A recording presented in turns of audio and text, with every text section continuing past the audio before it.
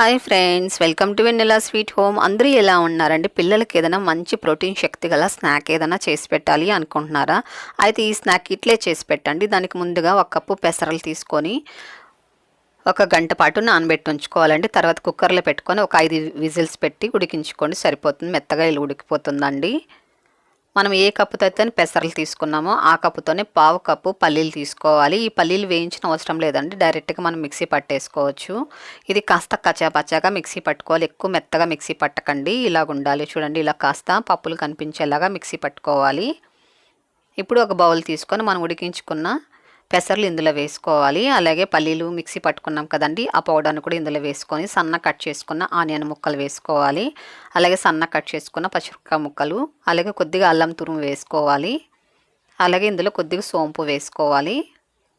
ఇందులో కొద్దిగా సాల్ట్ వేసుకోవాలండి. ఆల్రెడీ నేను పెసర్లు ఉడికించేటప్పుడు సాల్ట్ వేసానండి, కాబట్టి కొద్దిగా వేసుకుంటున్నాను. అలాగే ఇందులో సన్న కట్ చేసుకున్న కొత్తిమీర, కరివేపాకు వేసుకొని ఇందులో ఒక 2 టేబుల్ స్పూన్లు బియ్యం పిండన్నా లేకపోతే గోధుమ పిండన్నా లేకపోతే కార్న్‌ఫ్లవర్ అయినా అండి, ఒక 2 టేబుల్ స్పూన్లు వేసుకొని ఇదంతా బాగా కలుపుకోవాలి.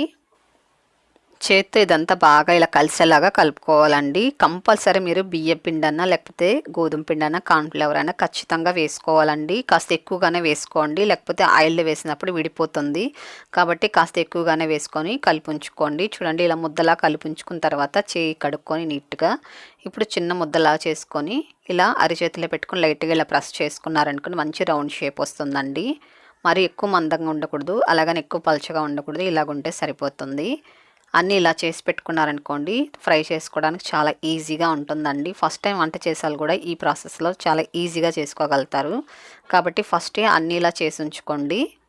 చూడండి, చక్కగా అన్నీ రెడీ అయిపోయాయి కదా. ఇప్పుడు వీటిని పక్కన పెట్టుకొని స్టవ్ వెలిగించుకొని ఆయిల్ పెట్టుకొని వేడి చేసుకోవాలి. ఆయిల్ బాగా వేడిగా ఉండాలండి.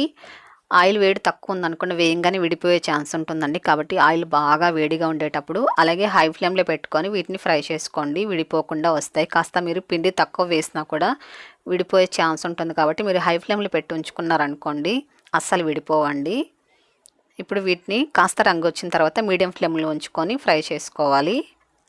ఫస్ట్ హై ఫ్లేమ్లో ఉంచుకోవాలండి. కాస్త కలర్ వచ్చి తిప్పుకున్న తర్వాత మీరు మీడియం ఫ్లేమ్లో ఉంచుకొని వీటిని ఫ్రై చేసుకోండి. చూడండి, మంచి కలర్ వచ్చింది.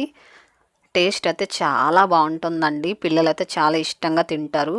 మనం ఎప్పుడు పెసర్లు నానబెట్టుకొని పిండి మిక్సీ పట్టుకొని వేసుకుంటాం కదండి, దానికంటే కూడా ఇలా చేసుకోండి. చాలా సింపుల్ ప్రాసెస్, టేస్ట్ కూడా చాలా బాగుంటుందండి. దీనికి సైడ్ డిష్ కూడా అసలు ఏం అవసరం లేదండి, అలాగే తినేసేయచ్చు. ఈవినింగ్ పూటగా స్నాక్స్గా చేసి పెట్టచ్చండి పిల్లలకి. అలాగే మనం అన్నం తినేటప్పుడు సైడ్ డిష్ కూడా తీసుకోవచ్చు. చూడండి ఎంత చక్కగా ఉందో. చాలా తక్కువ ఆయిల్ పీల్చుకుంటుందండి, ఆయిల్ కూడా ఏమి ఎక్కువ పీల్చుకోదు. పైనంతా క్రిస్పీగా లోపల సాఫ్ట్గా నోట్లో వేసుకుంటే వెన్నలా కరిగిపోతాయండి, అంత బాగుంటాయి. చూసారు కదండి, ఎంతో సింపుల్గా మనకు మంచి ప్రోటీన్ శక్తి గల స్నాక్ రెడీ అయిపోయింది. మీకు నచ్చిందా? అయితే మీరు కూడా ఒకసారి ఇలాగే ప్రిపేర్ చేసుకొని తిన్న తర్వాత టేస్ట్ ఎలాగుందో నాకు తప్పకుండా కామెంట్ చేయండి. మీ ఫ్రెండ్స్కి తప్పకుండా ఈ వీడియోని షేర్ చేయండి, లైక్ చేయండి. ఫస్ట్ టైం మన ఛానల్ చూస్తున్నట్లయితే మన ఛానల్ని ఇప్పుడే సబ్స్క్రైబ్ చేసుకోండి.